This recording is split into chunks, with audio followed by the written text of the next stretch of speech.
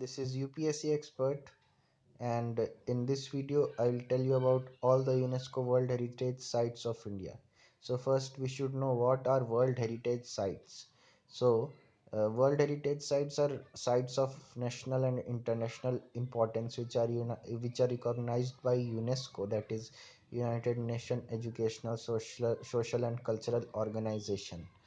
So there are three types of UNESCO World Heritage Sites. The first one are cultural sites, which are important for cultural purposes of a society. For example, Red Fort in India. The second one are natural sites, which are important for natural beauty and biodiversity. That is, for example, Kaziranga National Park. And the fourth one is mixed cultural sites. That is, they are important for both cultural as well as natural purposes.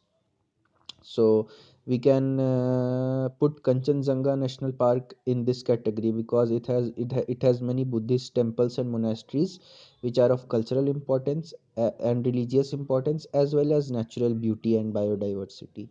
So now it is the UNESCO, the World Heritage Sites are very important and significant for humans, for culture, tradition, history, heritage, as well as tourism development of a country. So in this video we will see the different UNESCO World Heritage Sites of India. So now let's start. As you can see, the first one here is in Himachal Pradesh. It is the Great Himalayan National Park. It has a wide diversity of biodiversity. It has a large biodiversity present in it, especially in the mountainous regions, all the coniferous forests, the taiga and tundra, sometimes the taiga vegetation also, like spice, spruce, firs, etc. These type of trees, and a small amount of wet deciduous trees are also present. So and the animals found here are mountainous animals like mountain goats, sheeps, and all and some animals of the deciduous forests also. So now the second one is the Nanda Devian Valley of Flowers National Park. It has a great biodiversity of flowers present here. So many types of flowers and many species of flowers are naturally present here, and the government has conserved it, and they have introduced more species here. So Nanda Devi National Park is also known for its biodiversity, nilgai and some type nilgai deers and antelopes and uh, fox, some types of fox, mountain goats, and s- some types of deciduous animals. Some types of animals found in deciduous forest are also present here. So now let us move on to the third, that is the capital complex in Punjab. It houses the important buildings in Punjab. It is near to Chandigarh. And the fourth one is in Delhi. It is a very important UNESCO World Heritage Site. That is the Qutub Complex, which was built by Shah Jahan and I think Humayun. And Shah Jahan and Humayun, and Qutub Complex. It is known. It houses the Qutub Minar and the Iron Pillar. The second one is Humayun's tomb, which was built by Humayun. So it was built after Humayun was the Mughal emperor after Babur.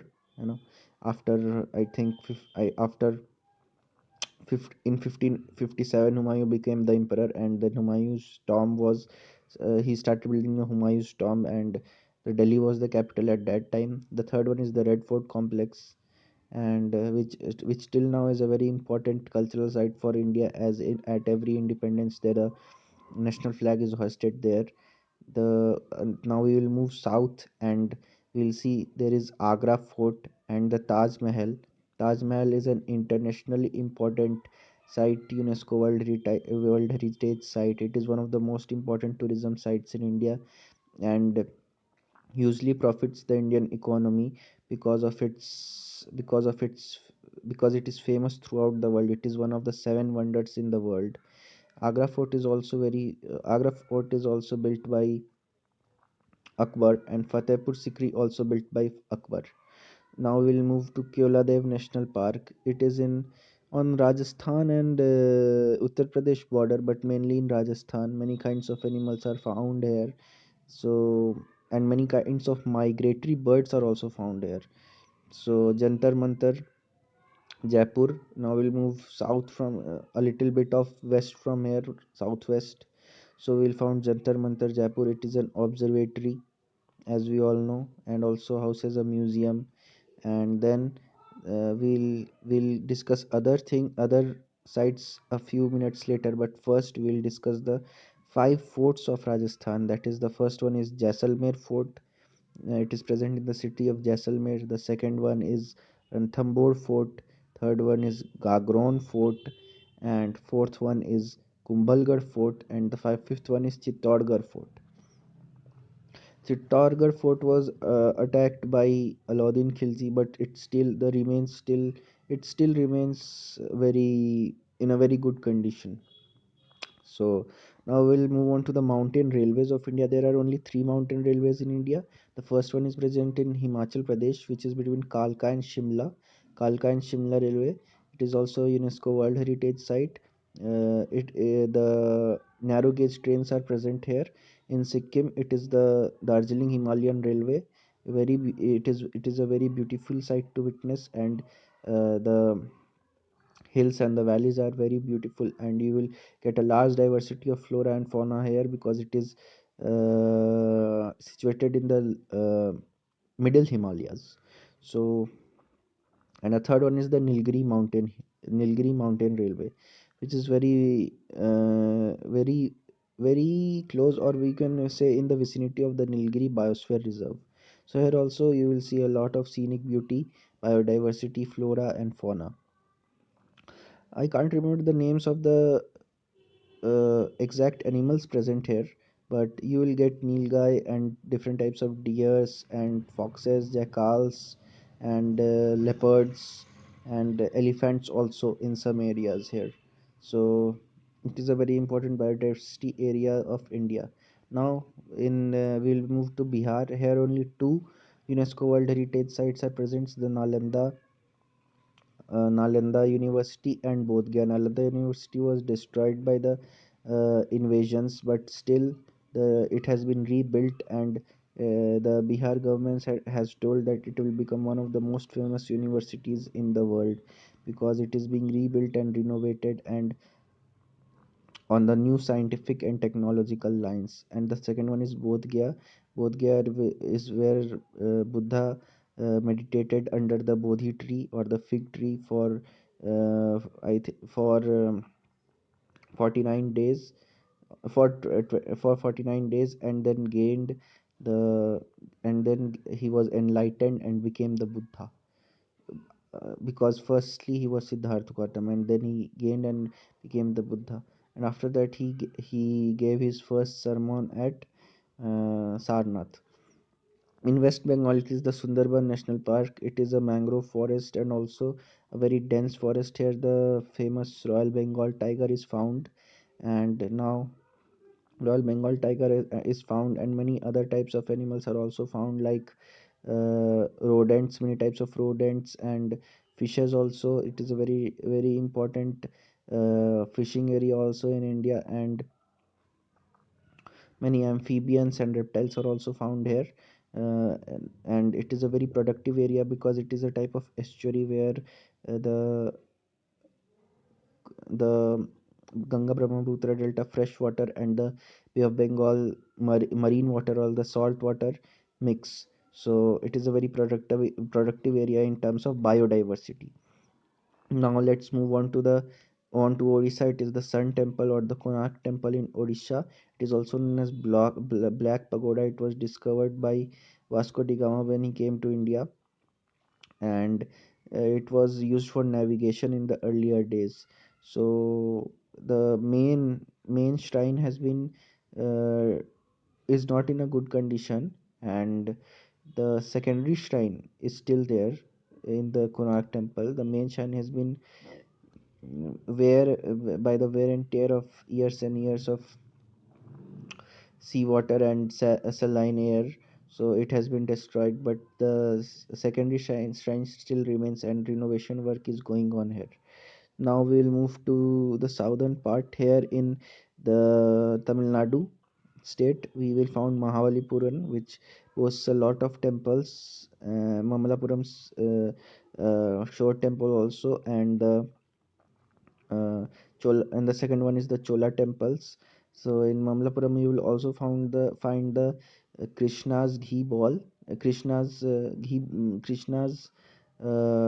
Krishna's a stone which is of a rock which is of circular shape, which is known as Krishna's uh, ghee ball. Not ghee. He used to eat butter ball, Krishna's butter ball, and also the rock cut sculpture of an elephant. In Chola temples, you'll find a lot of Chola temples built by the Cholas, which ruled during the 3rd to 7th century in the southern India. And now we'll move to Karnataka. You'll find Hampi, where Hampi temple is located, and a few caves which are dedicated to Vishnu and Shiva, and Patadakal. And then we'll move on to Goa. In Goa, there are many churches and convents which are recognized as UNESCO World Heritage Sites. If we go into detail, then it will be a very long video. So we'll keep it short, and we'll look into these churches of Goa in another video. Then in Maharashtra, we'll find the Ajanta and Ellora caves, one of the earliest caves in the human history, which houses many sculptures, rock cut sculptures, and also Buddhist and Jain temples and viharas and chaityas. And now we'll move on to Elephanta Caves. It has a very large sculpture of Shiva or Nataraj in its cave. And the Chhatrapati Shivaji terminus was built by the British. It is a railway station, and it is also UNESCO World Heritage Site. It is being preserved by the Mumbai government, but the railway station is still operational. Earlier it was named Victoria Terminus, but now it is Chhatrapati Shivaji Terminus. So in Gujarat, we will found three we find three UNESCO World Heritage Sites. That is Rani Ki Vav. It is a underground stepped uh, underground stepped World Heritage Site, and has a lot of rooms and windows. And there is a water storing capacity. If we move down the steps, water storing type of artificial lake made up of bricks or whatever was used at that time, water storage tank. If we move down the steps, it is the historic city of Ahmedabad, which was known as the Manchester of the East. And then Champaner Pavagad Archaeological Park. It is a type of archaeological park where many archaeological sites are preserved. In Madhya Pradesh, we'll find the Sanchi Stupa, one of the most famous stupas of Buddha, where his remains or sermons are stored. There are three types of Pitakas. So in Sanchi Stupa, the details of his teachings are stored. And rock shelters of Bhimbetka, it is the earliest rock shelters of India. It is the oldest cave of India, Bhimbetka caves. And the Khajuraho group of monuments. That is the Khajuraho group of monuments. Khajuraho temple is the most famous here, and there are many other temples also dedicated to Shiva and Vishnu. So these are and now we'll move on to the northeast. So here we'll find the Kanchenjunga National Park, where many Buddhist temples are located, and the Kanchenjunga Biosphere Reserve, and the Kanchenjunga mountain range. So it is the one of the highest mountains in the world, and lot of biodiversity is found here, especially polar biodiversity. And then it is the Manas Wildlife Sanctuary. We can see a lot of deers, rhinos, uh, rhinos, and birds, and uh, all these types of animals in Kaziranga also national park. Also it is famous for rhinos and deers and birds, and a small amount of uh, hyenas are also present. So you can also in Brahmaputra river there are also these crocodiles and ghadials are also present there. So these were all the national parks, these were all the UNESCO World Heritage Sites of India. I don't think there is any World Heritage site left. So now we can finish this video. Let's see you in the next video. Please like, subscribe and share this video, and please like and subscribe the channel. Thank you.